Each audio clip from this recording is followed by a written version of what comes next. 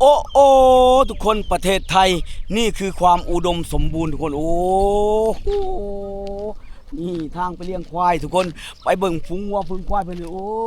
ยพี่น้องเอ้ยออนซ่อนประเทศไทยออนซ่อนเมืองไทยพี่น้องเบิ่งนะควายมีเป็นโอ้โห10-20โตวพี่น้องฝูงหนึ่งพี่น้องบ่รู้โอ้โหผู้ใดเป็นเจ้าของเด้พี่น้องผู้ใดเป็นเจ้าของเด้เศรษฐีคนใดพี่น้องโอ้โหนี่นะบ่าวโบไปอยู่ตรงนั้นประจำการอยู่ตรงนั้นพี่น้องป๊าดทิโถคนเมืองกรุงเมืองหลวงคนที่จากบ้านจากเมืองแล้วไปอยู่ในเมืองกรุงศรีวิไลคิดฮอดบ้านคิดฮอดเมืองบ่น้อพี่น้องเห็นภาพบรรยากาศแบบนี้ย่ำค่ำๆนี่พระอาทิตย์อัสดงพี่น้องโอ้โหนี่ทุกคนตุ๊ควายคือเพิ่นอาจจะมีความตื่นจังหน่อยพี่น้องตื่นจังหน่อยพี่น้องตื่นจังหน่อยเนาะหลายตัวนะควายโอ้พี่น้องเบิ่งนะขี่กะมี่พี่น้อง นี่พี่น้องนี่เห็นบ่นี่คือควายที่กำลังกินหญ้าอยู่ในกลางทุ่งนาพี่น้องเอ้ยภาพบรรยากาศแบบนี้สำหรับบ่าวแจ๊บบอกเลยว่าบ้านบ่าวแจ๊บเนี่ยสมัยก่อนจะมีควายลายแบบนี้คือทุกวันนี้คนมันแล่นนำเขาเอิ้นหยังวัตถุสิ่งของเนาะนะที่เป็นของสมัยใหม่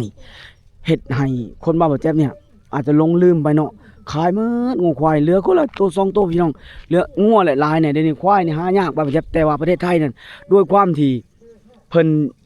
อยู่เคียงคู่กับความเจริญมาโดยตลอดเนาะเพราะฉะนั้นเพิ่นฮู้เพิ่นเรียนฮู้ว่าอันใดเป็นสัตว์เลี้ยงเป็นเศรษฐกิจหรืออีหยังต่างๆเหล่านี้เพิ่นก็เลยว่ามีเนาะงัวควายหลายนะเนี่ยนี่จะเป็นเจ้าเดียวอยู่เลยล่ะมั่นใจ100%ถ้าอยู่กันเป็นฝูงแบบนี้นะทุกคนเห็นบ่เป็นฝูงแบบนี้โอ้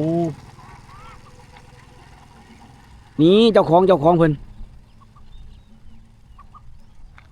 งควายเพิ่นพี่น้องเจ้าของควายเพิ่นนี่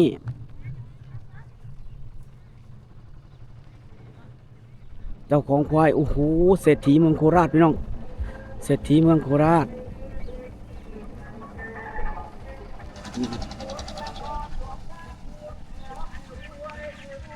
ไปได้บ่าวโบพ่อเศรษฐีเลยบ่หืมความสุขที่หลายคนอยากจะมาสัมผัสโอ้โห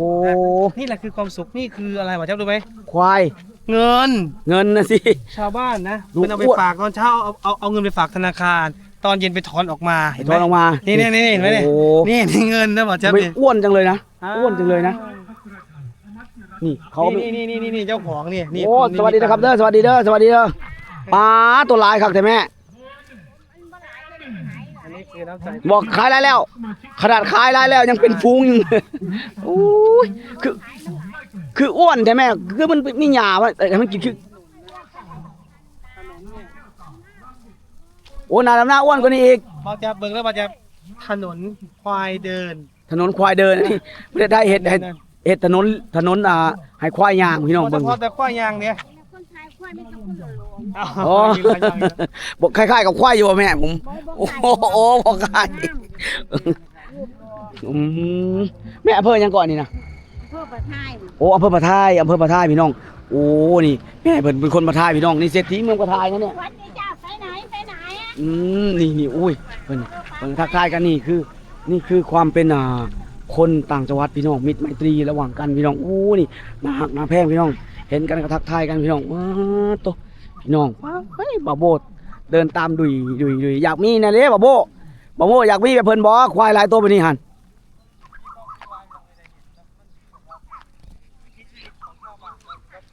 นี่ทุกคนคือควายอาจจะมีความสงสัยในคนเนาะในคน2คนนี่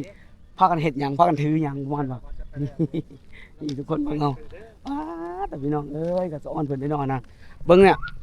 สังเกตได้ชัดเจนเนาะบ่แม่นจะมีพุงควายแม่เพิ่นผู้เดียวเด้มันก็มีผู้อื่นนํทุกคนเนาะพอนี่เป็นอำเภอประทายเนาะทุกคนเมื่อกี้ลืมถามซื้อบ้านทุกคนลืมถามแม่เพิ่นเจ้าของควายก็เบิ่งเอาเลยนี่กี่ควายนี่พี่น้องนี่เห็นบ่คือขี่ควายนี่อยู่ในคอกเพิ่น พิ่นยังเอาไปเฮ็ดปุ๋ยได้อีกนะนี่พี่น้องนี่ปุ๋ยคอกเนี่ยปุ๋ยที่ไม่มีเคมีทุกคนเห็นบ่นี่ปุ๋ยที่บ่อันตรายต่อร่างกายมนุษย์ทุกคนนะ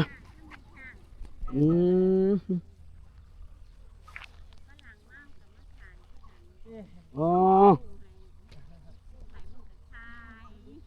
ขออนุญาตได้ไหมเด้อผมขอเอาลงไปในโซเชียลเด้อมาชื่นชม ผมเป็นคนลาวเด้คือบ้านผมนะมันบทมีอยู่แต่มันมีหน่อยเพราะยังคนน่ะแลนตามเคินวัตถุคือว่าขายไปซื้อรถไถตัวตอกๆนี่แหละคือว่าคนลาวกับคนยากคนจนเนาะแม่ก็แต่ว่า พอเห็นคนก็มีรถไถก็อยากมีรถไถเมื่อก่อนน่ะพ่อผมนี่ขายทั้งคอกแล้วรถตอกคันหนึ่งสมัยย้อนไปบ้าน20 กว่าปีก่อนแม่โหแต่ว่าบ้านแม่นี่คืออยู่กับความคู่กับความเจริญเนาะเพราะว่าก็เลยฮู้จักได้ว่าอันใดที่ว่าเป็นสัตว์เลี้ยงที่เป็นเศรษฐกิจเนาะเนี่ยนี่ เศรษฐกิจขายก็ได้ โอ้ก็ได้เลยเนาะแม่ แม่นขายวันนี้ก็ได้เงินวันนี้ ขายวันนี้ก็ได้วันนี้แน่นอนอยู่แล้วนี่โอ้โหแล้วควายแม่มีตัวอ้วนๆนะองค์เอาลีแม่มีตัวอ้วนน่ะคือปล่อยได้เนี่ย นานั่นอ้วนคนนี้อ้วนกันเดินบ่ได้เลยทุก ว่า ตรงนี้นี่เงาะนี่บ่มี อ๋อแล้วย่ำเพิ่นเฮ็ดหน้าแล้วแม่ต้องเลี้ยงได้บัดนี้ ไปลุงกระแทก โอ้ ห้องน้ำมันลอยกินแล้วก็ลอยอาบน้ำจึงอ้วนสะอาด อ๋ออันนี้คือเปรียบเสมือนปล่อยไว้แล้วก็มาเยี่ยมเอา ล ต่ อยไว้ บ่ ก็ไม่เยี่ยมเขาคอกที่เดียว โอ้ ถ้าลุงเป็นเขาทำหน้าปังหลาย โอ้ กระแทก เขาจะมีความสงสัยอยู่ เขาจะไปมาเป็นเจ้าของเขาว่าเขาจะมองอยู่ ไป ไง ที่ว่าเขากลัวมาจับเขา เออโอ้แม่เดี๋ยวลูกเพิ่นนี่กำลังเกิดหลายโตอยู่แม่เนาะ จ้าลูกน้อยเพิ่น ย่ามเพิ่นออกลูกนี่แม่ได้กินน้องเพิ่นอยู่บ่ กิน โอ้แซ่บคักแท้ได้ดิ แซ่บ คือง่วนเนื้อน้องง่วนสิบ่แซ่บสำน้องควายเพราะว่าอันนี้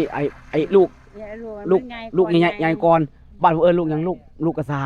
บ้านแม่เอิ้นลูกหยัง ไข่สา ไข่สาลูกไข่สาแหละลูกไข่สาผมเรียกผิดเอง เสรี เออ นี่คือเสรีในการเดิน เดี๋ย ทาว ง นี้ทุกคนลูก จะไปไหนมาไหนก็ โอ้ยขอบคุณหลายแม่ เบิดแล้วเนาะ โอ้โห มีหมดแล้วเนาะ อ้าว ก็ คนโผล่ก็อยู่หน้า ก็ ขออนุญาต ก็คือสิ พี่เนาะ มีก่อน พี่โอ้ยอันนี้คือเสรีในการเดินทาง ไปมากเพิ่นก็ถามเด้ถ้าเป็นคนลาวเพิ่นก็ คน ถาม คนไทยน่าฮักบ่โบ นี่ถามก่อน คนไทยน่า ภาษา ฮั ลาก วกับภาษาไทยนี่ต้องใส่ลามแปลบ่ โอ้ยแม่ก็บอกจังซี่ล่ะแม่บ่ เข้าใจภาษาลาวบ่แม่ เข้าใจ ฟังบอกไปฟังรู้เรื่อง ผมเว้าเข้าใจอยู่บ่ เข้าใจ เขาเหมือนภาษาเดียวกันนะแม่เนาะ ลามแปล เขาเว้าภาษาเดียวกันอยู่แล้ว กินข้าวเหนียวคือกันเนาะนี่พี่น้อง มี เอ้ยนะ แต่ นี่ ลูก คือ หล่อๆเลย โอ้ยแม่ชื่นชม เอาได้ เขินเลยผมอะตอนนี้ นิสัยดีเนาะ แม่ผมมาอยู่ประเทศไทยนานก็ติดนิสัยจากคนไทยคนไทยน่าฮักคนไทยถ่ายทอดหลายสิ่งหลายอย่างให้ผมก็เรียนรู้จากประเทศไทย ลูกจักสะเก็ดแบบนี้ดีเนาะ ครับผมขอบคุณหลายๆแม่เด้อ ขอบคุณหลายๆ ผู้เชี่ยวดี ครับ เขาสิได้พูด แม่อย่าลืมเข้าไปเบิ่งไอ้ผมเลยเด้อ แม่จะเข้าไป อยู่ YouTube เด้อ จ้า สตอรี่ชีวิตบ่าวแจ๊บแม่พิมพ์คำว่าบ่าวแจ๊บแม่เห็นเลยมื้อนี้แม่จะได้เห็น แม่พิมพ์นี่ว่าไงเบา บ่าวแจ๊บ เอา แจ๊บนี่เขียนสระแอจอจานไม่ตรีบอใบไม้ จ้า แม่เห็นเลยแม่สามารถเห็นควายแม่มื้อนี้ ออกช่องผมแน่นอนครับ ครับแม่ขอบคุณหลายนะครับแม่เด้อขอบคุณหลายครับผมขอบคุณครับขอบคุณครับผมแม่เดินทางก่อนครับแม่ครับผม โชคดี ครับแม่ มีแต่คนลูกหล่อนะจ๊ะใสดี โอ้น่ารักมากพี่น้องคือพี่น้องได้น่ารักอีหลีเพิ่นปากหวานน่าฮักพี่น้องนี่เพิ่นโอ้พี่น้องนะโอ้นะคุณนะอ้าวควายเพิ่นน่ะสะอ้อนเลยพี่น้องเอ้ยสะอ้อนเลยนะควายก็เลิกสงสัยแล้วตอนนี้ตอนแรกก็สงสัยอยู่หน้อยหนึงตอนแรกเพิ่นสงสัยแห้งนะโอเคครับทุกคนคลิปวิดีโอนี้ผมแจ๊บก็ลาทุกคนไปก่อนสวัสดีครับผมสวัสดีครับผมออนซอนประเทศไทยพี่น้องออนซอนประเทศไท